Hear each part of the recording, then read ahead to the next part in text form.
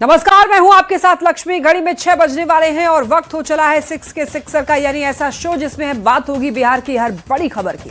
बताएंगे देश दुनिया में क्या चल रहा है, बात लॉ एंड ऑर्डर की भी होगी, कारोबार से जुड़ी जानकारियां भी होगी और खेल के मैदान से लेकर के मनोरंजन जगत में किन खबरों ने सनसनी फैला रखी है उस पर बात होगी। हर खबर से आपको करेंगे अपडेट। शुरुआत बिहार की बड़ी खबर के साथ करते हैं।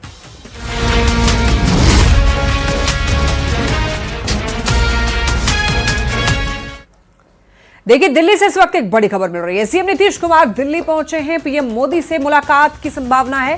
शपथ ग्रहण के बाद पहली बार दिल्ली आए हुए हैं नीतीश कुमार और दिल्ली एयरपोर्ट पर देखिए ललन सिंह ने उनको रिसीव किया और सरकार गठन के बाद देखिए पहली बार दिल्ली में है नीतीश कुमार और बताया जा रहा है कि प्रधानमंत्री नरेंद्र मोदी से मुलाकात हो सकती है और एक ही गाड़ी में नीतीश और ललन सिंह निकले, ये जानकारी मिल रही है।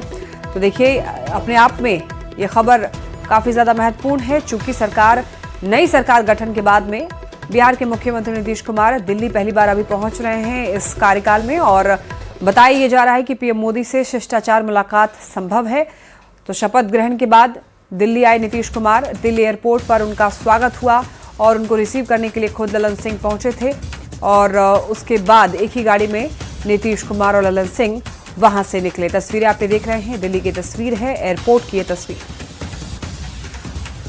बिहार के मुख्यमंत्री नीतीश कुमार दिल्ली एयरपोर्ट पहुंच गए हैं और यहां पर एयरपोर्ट पहुंचने के बाद यहां पर केंद्रीय मंत्री ललन सिंह ने उन्हें रिसीव किया और उसके बाद मुख्यमंत्री नीतीश कुमार यहां से निकल रहे हैं। मुख्यमंत्री जी पहली बार दिल्ली आए हैं। मुख्यमंत्री नीतीश कुमार दिल्ली दौरे पर यहां पर पहुंच गए हैं और उनकी मुलाकात होनी है प्रधानमंत्री नरेंद्र मोदी से। सरकार बनने के बाद पहली बार यहाँ पर दिल्ली पहुंचे हैं मुख्यमंत्री नीतीश कुमार। लगभग 1 महीने बाद 20 नवंबर को उन्होंने शपथ ग्रहण किया था, उसके बाद यहाँ पर पहुंचे हैं और देख सकते हैं किस तरह से यहाँ पर देख सकते हैं मुख्यमंत्री नीतीश कुमार केंद्रीय मंत्री ललन सिंह के साथ यहाँ से रवाना हो गए हैं। दिल्ली एयरपोर्ट से यहाँ से चल दिए हैं और उनकी मुलाकात दिल्ली दौरे के दौरान उनकी मुलाकात होगी प्रधानमंत्री नरेंद्र मोदी से, ऐसा हमारे सूत्र बता रहे हैं। और ये पहली मुलाकात होगी, शिष्टाचार मुलाकात बताया जा रहा है, लेकिन इस मुलाकात में प्रधानमंत्री नरेंद्र मोदी के साथ जो मुलाकात होगी उसमें चूंकि डबल इंजन की सरकार जो बनी है बिहार में, वहां पर एनडीए की सरकार बनी है एक बार फिर से मुख्यमंत्री नीतीश कुमार के नेतृत्व में,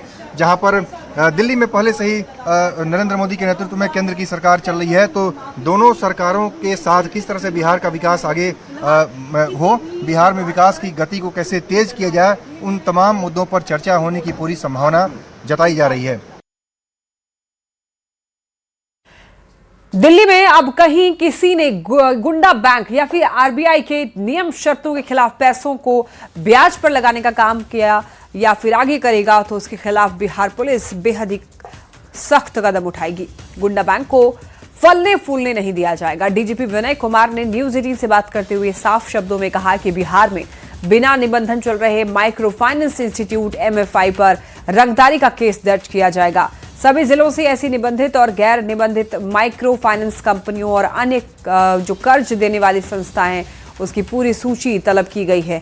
ऐसे सभी अवैध माइक्रो फाइनेंस इंस्टीट्यूट के खिलाफ व्यापक स्तर पर कार्रवाई की जाएगी और इसको लेकर पुलिस मुख्यालय ने विशेष निर्देश सभी जिलों के एसपी को जारी किया है। हाल ही में मुजफ्फरपुर में एक पिता ने आर्थिक तंगी के कारण अपने बच्चों के साथ खुदकुशी की और ये जो घटना है, इस घटना के अनुसंधान के दौरान इस बात का ये पता चला कि मुजफ्फरपुर में मात्र 20 से 22 ही निबंधित MFI माइक्रो फाइनेंस इंस्टीट्यूट हैं, जबकि बड़ी संख्या में लोग जो हैं वो अवैध माइक्रो फाइनेंस कंपनी चला रहे हैं। जरूरतमंदों के बीच में अपने मन मुताबिक ब्याज पर कर्ज बांट रही हैं। इनका अब हम लोग पता लगा रहे हैं, इन सभी पर रंगदारी का केस दर्ज किया जाएगा। प्रॉपर बैंकिंग सिस्टम के तहत नहीं है, जो आरबीआई के द्वारा रिकॉग्नाइज नहीं है, रेगुलेटेड नहीं है, उस तरह के बैंक को हम गुंडा बैंक कह सकते हैं।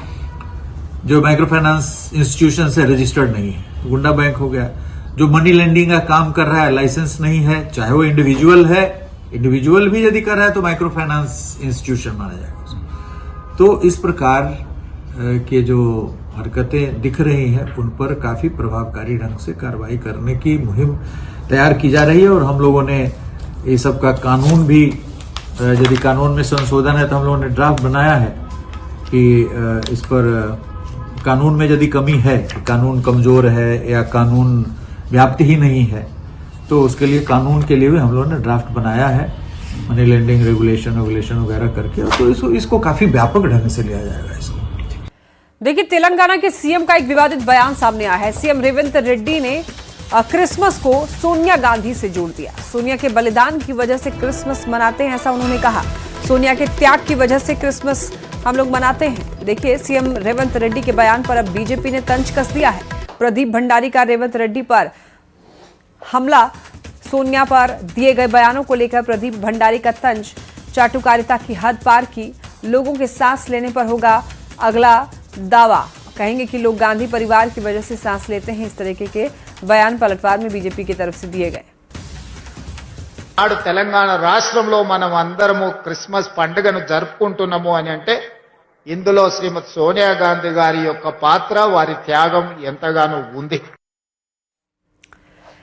देखिए, केंद्रीय गृह मंत्रालय ने एक नोटिफिकेशन जारी कर बॉर्डर सिक्योरिटी फोर्स के नियमों में अहम बदलाव किया है। अब बीएसएफ कांस्टेबल भर्ती में पूर्व अग्निवीरों के लिए 50% आरक्षण होगा। पहले ये आरक्षण सिर्फ 10% रखने का प्रस्ताव था। इस फैसले से अग्निवीर की तैयारी कर रहे युवा काफी खुश नजर आ रहे हैं। युवा से बातचीत की संवाददाता विनीता मिश्रा ने। केंद्रीय गृह मंत्रालय ने एक नोटिफिकेशन जारी किया है। इस नोटिफिकेशन के अंतर्गत अब अग्निवीरों को बीएसएफ में 50% आरक्षण दिया जाएगा, जो पहले 10% था। ऐसे में इस फैसले के बाद जो युवा हैं, जो खासकर नौकरी की तैयारी करते हैं, अग्निवीर बनना चाहते हैं, देश की सेवा करना चाहते हैं, वो कितने खुश हैं, हम उनसे ही जानते हैं। ये फैसला बहुत बढ़िया है। अग्निवीर जैसे 4 साल का जॉब था, अब इसमें 50% आरक्षण दे दिए, बहुत खुशी की बात है। मतलब 4 साल के बाद 50% आरक्षण है, मतलब बीएसएफ जवान बनने की जो जी लाभ जी है वो बढ़ जाता है। जी जी जब अग्निवीर हुआ था हाँ। तो गांव में युवा का जो मनोबल था, जैसे गांव में पहले जो अगर ग्राउंड जाएंगे तो प्रत्येक जगह लड़का आर्मी का तैयारी करने वाला मिल, लेकिन अभी जब 4 साल हो गया तो लड़का का मनोबल थोड़ा डाउन हो गया। लेकिन अब जो 50% ये आया, तब लड़का का फिर वही उत्साह वही रहेगा। मतलब जो विवाद हुआ था, युवाओं में कहीं नाराजगी थी कि हम मेहनत कर रहे हैं, देश की सेवा कर रहे हैं, लेकिन सिर्फ 4 साल के लिए, लेकिन अब वो खुशी हुई है, बदला है वो माहौल। बहुत खुशी हुई है। अच्छा लग रहा है अब? बहुत बढ़िया। अब जोश के साथ और तैयारी होगी। और तैयारी होगा। सबका अपॉर्चुनिटी थोड़ा सा बढ़ गया, आशा बढ़ गया। पहले ऐसा था कि हाँ 4 साल करने के बाद वापस आना पड़ेगा, लेकिन अब थोड़ा सा आरक्षण मिला तो अब थोड़ा है कि अब कर सकते हैं, और अब जोश के साथ अच्छा से करेंगे। परमानेंट जैसा लग रहा है। वर्दी से वर्दी में हम लोग चले जाएंगे, एक वर्दी छोड़ के आएंगे, फिर एक दूसरे वर्दी ज्वाइन कर लेंगे। थोड़ा सा नाराजगी हुई थी। पूरा नाराजगी हुआ, थोड़ा सा नहीं, पूरा नाराजगी। अब ठीक है, अब ठीक है, बहुत बढ़िया है। मतलब ये आरक्षण देके ठीक हुआ है। एकदम टन हो गया मन, ऐसे नहीं भरते भरेंगे, हम जाएंगे सेवा करेंगे कलर से। हाँ। एकदम याद है, जोश के साथ तैयारी होगी। जोश है एकदम, टन है एकदम मन। जी बताइए। हाँ। हमारी सरकार बहुत अच्छा काम कर रही है देश के लिए, और ये सब हमारे जवान के लिए बहुत ही अच्छा है। युवाओं के लिए बहुत अच्छा मैसेज आया है और सारा युवा खुश है। बताइए। हाँ। मतलब अच्छा अपॉर्चुनिटी है। अभी ये वाला जो नियम लाया गया है, जो लागू किए गए हैं, बहुत खुशी है। आप और पूरे जोश के साथ अब तैयारी करेंगे। ग्राउंड आ गए हैं। 2026 वाला अग्निवीर के लिए हम लोग तैयार अभी हो रहे हैं, तैयारी कर रहे हैं उसका। नहीं, पहले 4 साल अग्निवीर के लिए काम करेंगे, पूर्व अग्निवीर बनते हुए ही बीएसएफ जवान के तौर पर देश की सेवा करेंगे। विनीता मिश्रा, न्यूज़ 18 पटना।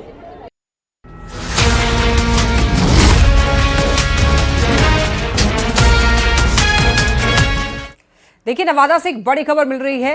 खैर लकड़ी तस्करी का भंडाफोड़ हुआ है। ट्रक से भारी मात्रा में खैर लकड़ी जब्त किया गया। चालक, उपचालक समेत 5 तस्कर की गिरफ्तारी हुई है। यूपी और नवादा के आरोपी शामिल हैं इसमें। वन अधिनियम के तहत ये कार्रवाई की गई है। रजौली थाना क्षेत्र के बुढ़िया साख जंगल में कार्रवाई की गई है। तो आपको बताते चले, यहाँ पर देखिए खैर लकड़ी की तस्करी का खुलासा हुआ है, भंडाफोड़ किया गया है। करते हुए जब मेरा वनकर्मी टीम गठित कर भेजे जंगल में, तो एक ट्रक खेर का लकड़ी लोड करके ला रहा था, तो पकड़ा गया। उसके साथ जो है 5 अभियुक्त पकड़ाया, जो कि जेल हाजत में दे रहे हैं और गाड़ी जब्त कर वंचित कार्यालय लगे हैं। तो 5 कारोबारी है कि उसमें कुछ ड्राइवर है, खलासी है, कुछ कारोबारी है, इस समय। पुलिस ने फिल्मी स्टाइल में चोरी करने वाली गैंग को गिरफ्तार किया है। सिरोही जिले में ज्वेलरी की दुकान में हुई 20 किलो चांदी के साथ सोने के गहने चोरी मामले में पुलिस ने सफलता हासिल की है और ये सभी गुजरात पुलिस के हार्डकोर अपराधी बताए जा रहे हैं। आरोपियों ने 16 दिसंबर को सिरोही सदर बाजार में ज्वेलरी की दुकान में 20 मिनट में लाखों की चोरी की वारदात को अंजाम दिया था, जिसके बाद पूरे व्यापार मंडल ने प्रशासन को चोरों को पकड़ने का अल्टीमेटम दिया था, जिसके बाद पुलिस ने 7 टीम बनाकर 5 अपराधियों में से 4 को पकड़ लिया है। वहीं एक फरार आरोपी की तलाश की जा रही है। हालांकि आरोपियों से चोरी का माल बरामद नहीं हुआ है और आरोपियों से बरामदगी के प्रयास जारी हैं। सभी आरोपियों पर 20 से ज्यादा मुकदमे दर्ज हैं। दिनांक 15 और 16 की दरमियानी रात्रि को कस्बा जो सिरोही है शहर के सदर बाजार में एक नकबजनी की बड़ी वारदात हुई। ज्वेलर्स की दुकान में 5 जने एक गाड़ी लेकर आए और दुकान के शटर तोड़ के उसमें से सोने और चांदी के जेवरात चुराए। लगभग 18 किलो चांदी और 250 ग्राम सोने के जेवरात थे, कुछ नकदी चुराई। और नकबजनी की चूँकि ये बड़ी घटना थी, जैसे ही जानकारी लगी उसमें मैं हमारे एडिशनल एसपी, डीवाईएसपी, SHO सारे गए, मौका देखा। मौके से प्रथम दृष्टया ये लगा कि ये कोई प्रोफेशनल गैंग है। जिस प्रकार की मोडस ऑपरेंडी जो उन्होंने काम में ली। अजमेर के आदर्श नगर थाना क्षेत्र स्थित माकोपुरा बाईपास में अज्ञात बदमाशों ने परिजनों की मौजूदगी में चोरी की वारदात को अंजाम दिया और घर में रखे जेवर, 50,000 कैश के साथ ही बैंक और पेटीएम से भी पैसे निकाल लिए। 7 दिसंबर को हुई चोरी की वारदात को लेकर पुलिस लगातार परिजनों को गुमराह करती रही और शिकायत दर्ज नहीं की। वहीं आईजी को शिकायत देने के बाद इस मामले में पुलिस ने FIR दर्ज करते हुए जांच शुरू की। पीड़ितों को शक है कि चोरी में घर का कोई सदस्य भी शामिल है, लेकिन यहां पर पुलिस कार्रवाई नहीं कर रही है। लगभग हमें जबरदस्ती नींद आने लगी, जबकि ऐसा होता नहीं है। अमूमन हमको 11 बजे नींद आती है, 11 साढ़े 11 के लगभग हम मतलब सोते हैं। लेकिन उस दिन क्या हुआ भगवान जाने, हमें तो मतलब नींद गहरी लगी तो हमें तो आशंका है कि भाई हमारे घर में किसी ने कोई स्प्रे करके बेहोश किया और हमारा ये माल सफाई पूरा माल सफा चट कर दिया। फोन, मोबाइल, पेटीएम, गहना, जो कैश पड़ा था 50,000 रुपया बक्से में था, 5,000 रुपया मोबाइल की पॉकेट में था, कागजात थे, वो सारा नील बटा नील, बैंक अकाउंट भी नील बटा नील और बक्सा भी नील बटा नील। फिरोजाबाद के थाना एका क्षेत्र में हुए प्रेम शंकर उर्फ चुटकू हत्याकांड का पुलिस ने खुलासा कर दिया है। पुलिस और सर्विलांस टीम ने संयुक्त कार्रवाई में मुख्य आरोपी क्षेत्रपाल को गिरफ्तार किया है। दरअसल देखिए 8 दिसंबर को मफलर से गला कसकर हत्या कर शव मंदिर की कोठरी में छिपाया गया था। सीसीटीवी, त्रिनेत्र ऐप और सर्विलांस की मदद से आरोपियों की पहचान की गई है। पूछताछ में गिरफ्तार आरोपी ने बताया है कि मृतक शराब के नशे में राहगीरों को गालियां देता था, जिससे परेशान होकर के उसने अपने 2 साथियों के साथ वारदात को अंजाम दिया। दोनों टीमों के द्वारा इसकी विवेचना करते हुए और साक्ष्य इकट्ठे करते हुए इसमें एक अभियुक्त को गिरफ्तार किया गया है अभी, जिसका नाम है क्षेत्रपाल पुत्र नन्नू। लखनऊ के मलिहाबाद थाने के पास स्थित फजल ज्वेलर्स में बड़ी चोरी की वारदात सामने आई है। शनिवार रात करीब 1:30 बजे यहां पर चोरों ने शटर तोड़ करके 1 करोड़ रुपए से ज्यादा के गहने चुरा लिए। चोरी में देखिए करीब 50 किलो चांदी और 250 ग्राम सोने के जेवर शामिल हैं। सुबह दुकान मालिक बबली ने पुलिस को जानकारी दी है। मौके पर डॉग स्क्वाड, फॉरेंसिक और फिंगरप्रिंट टीम पहुंची। सीसीटीवी फुटेज में एक महिला समेत 3 चोर दिखाई दिए। इस सूचना पर SHO मलिहाबाद और थाने की अन्य टीमें घटना का निरीक्षण किया। Field unit, dog squad, crime branch व अन्य टीमों के साथ घटना का मेरे द्वारा भी निरीक्षण किया गया है। वादी द्वारा भी तहरीर नहीं दी गई है। तहरीर प्राप्त कर अभियोग पंजीकृत कराया जाएगा और CCTV फुटेज देखे जा रहे हैं और शीघ्र ही घटना का खुलासा किया जाएगा। बलरामपुर में एक छात्रा ने हॉस्टल के कमरे में फांसी लगाकर आत्महत्या कर ली। MA फर्स्ट ईयर में पढ़ने वाली छात्रा के पास से सुसाइड नोट भी मिला है। सुसाइड की वजह डिप्रेशन बताई जा रही है। सुसाइड नोट में छात्रा ने किसी पर कोई आरोप नहीं लगाया है। फिलहाल पुलिस ने शव को पोस्टमार्टम के लिए भेज दिया है और मामले की जांच में जुट गई है। कल दिनांक 20 तारीख को एक सूचना प्राप्त हुई कि बहराइच की रहने वाली MA की छात्रा के द्वारा प्राइवेट गर्ल्स हॉस्टल में आत्महत्या कर लिया गया है। इसमें उच्चाधिकारियों द्वारा व फोरेंसिक टीम के द्वारा मौका मुआयना किया गया। मृतका के शव के पास ही सुसाइड नोट मिला व अन्य अभिलेख मिले, जिसमें उसके द्वारा डिप्रेसिव थॉट लिखे गए हैं। इस सुसाइड नोट में उसके द्वारा कोई भी आरोप किसी पर नहीं लगाया गया है।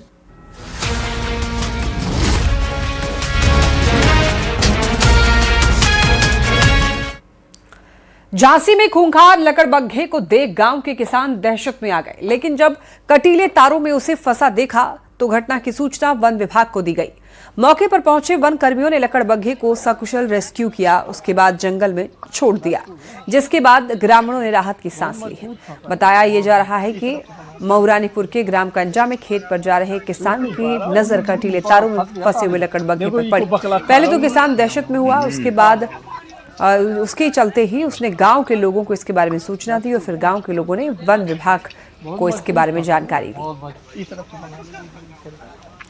संभल के गांव आटा में देखिए पिछले 20 दिनों में 20 से ज्यादा बंदरों की मौत से ग्रामीणों में दहशत है। बंदरों की मौत के मामले का डीएम ने भी संज्ञान लिया है और अब जांच के आदेश भी दे दिए हैं। पशु चिकित्सा एवं पशुधन विकास विभाग संयुक्त रूप से बंदरों की मौत की जांच करेगा। जानकारी के मुताबिक अभी भी कई बंदर बीमार हैं।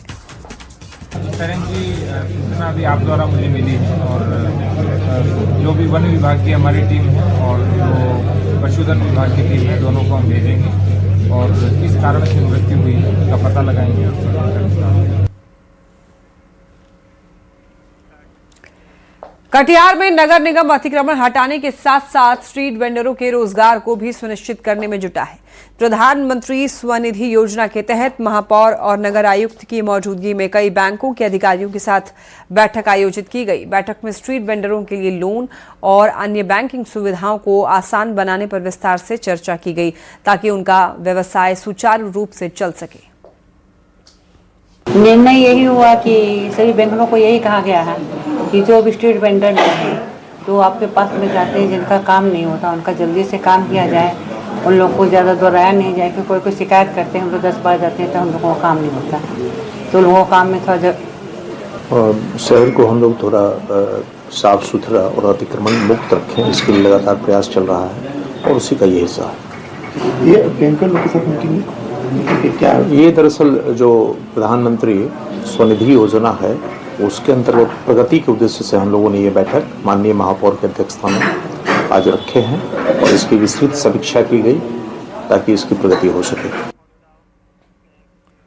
खबर आरा से, जहां भीषण ठंड का कहर लगातार जारी है और ठंड बढ़ने के कारण देखिए तापमान में लगातार गिरावट हो रही है, जिस कारण जनजीवन पूरी तरीके से अस्त व्यस्त है। पिछले 2 दिनों से धूप नहीं निकलने के कारण लोगों को ठंड से राहत नहीं मिल पा रही है।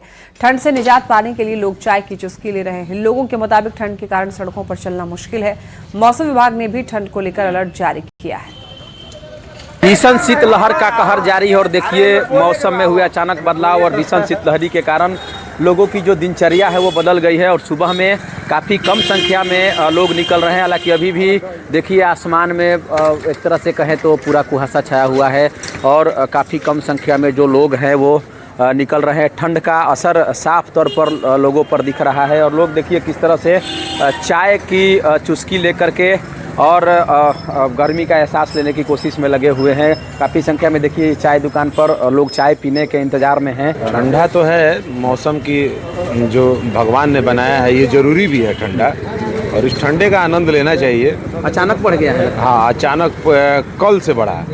कल परसों तो मौसम अच्छा ही था, मतलब 2 दिन से धूप नहीं दिखा। नहीं, कल तो एकदम ही धूप नहीं दिखा तो ना के बराबर दिखा। अभी निकलने में परेशानी हो रही है। निकलने में परेशानी हो रही है। चाय पीने वाली की संख्या तो बढ़ गई है। ठंड भी बहुत ज़्यादा है। बहुत ज़्यादा है ना। हाँ, बहुत ज़्यादा ठंड है। तो मैंने चाय का चुस्की लोग लेते नजर आ रहे हैं। हाँ, चाय पीते पीते आदमी ठंड काट रहा है। ठंड के चलते लेटे आते होंगे। जी, 8 बजे हम लोग आते हैं। 8 बजे ना, पहले सुबह में आ जाते थे। हाँ, सुबह पहले 4 बजे आदमी दुकान खोल दे रहा था। हाँ। अब तो ठंड के लेकर इतना ना ठंड रह रहा कि 8 बजे आदमी सुबह में आता है। दिन में भी एक तरह से कहें तो कुहासा छाया हुआ है और काफ़ी कम संख्या में लोग सड़कों पर दिखाई दे रहे हैं। वहीं चाय की दुकानों पर चाय पीने के लिए जो लोग हैं वो काफ़ी संख्या में पहुंचे हुए हैं ताकि ठंड से कुछ राहत मिल सके। वहीं मौसम विभाग ने लगातार ये मौसम को लेकर के, ठंड को लेकर के अलर्ट जारी किया है और लोगों से सावधान रहने की भी अपील की है। चंदन कुमार, न्यूज़ 18 भोजपुर। भागलपुर में कल से कड़ाके की ठंड है और शीतलहर का प्रकोप भी जारी है। पछुआ हवा के कारण ठिठुरन बढ़ गई है। हालात को देखते हुए जिलाधिकारी ने सभी स्कूलों का समय बदलकर सुबह 9 से शाम के 4 बजे तक कर दिया है। ठंड से सबसे ज्यादा परेशानी दिहाड़ी मजदूरों को हो रही है। काम न मिलने के कारण मजदूर सुबह से चौराहों पर खड़े होकर काम का इंतजार करते हैं और आग तापते हुए नजर आते हैं। जिले में शीतलहर का कहर लगातार जारी है, जिसको लेकर जहां जिलाधिकारी ने सभी स्कूलों को 9 बजे से 4 बजे तक कर दिया है, वहीं सड़कों पर जो आप देख सकते हैं कि आज आम दिनों की तरह जो आवाजाही होती थी वो नहीं हो पा रही है और कम ही लोग जो है सड़कों पर निकले हैं। वहीं अभी हम शीतला स्थान चौक पर हैं। आप देख सकते हैं कि यहाँ काफी संख्या में जो है मजदूर जो है यहाँ पर खड़े हैं। कितना दिक्कत होता है? बहुत दिक्कत होता है सर, घूम घूम के जाते हैं, क्या करें। कोई सरकार कोई मदद नहीं कर रहा है, कोई मदद नहीं मिल रहा है। परेशानी हो जाता है सर, बाल बच्चे को पालना मुश्किल हो जाता है ठंडे में और फिर प्लस 2 दिन से ऐसा ठंडी बढ़ा हुआ है, दिमाग काम नहीं कर रहा, हम लोग घूम घूम के चले जाते हैं, बाल बच्चा ही परेशान होता है। देख सकते हैं कि ठंड के कारण जो है जहां आम लोग परेशान है, वहीं जो रोज मजदूरी कर अपना पेट भरते हैं उन्हें भी काफी दिक्कत हो रही है और 2 दिनों से जो है मजदूरी नहीं मिल रही है, जिसके कारण मजदूर भी ठंड से परेशान। आशीष रंजन, न्यूज 18 भागलपुर। और इसी के साथ इस बुलेटिन में फिलहाल इतना ही। खबरें लगातार जारी है, देखते रहिए न्यूज 18 बिहार झारखंड।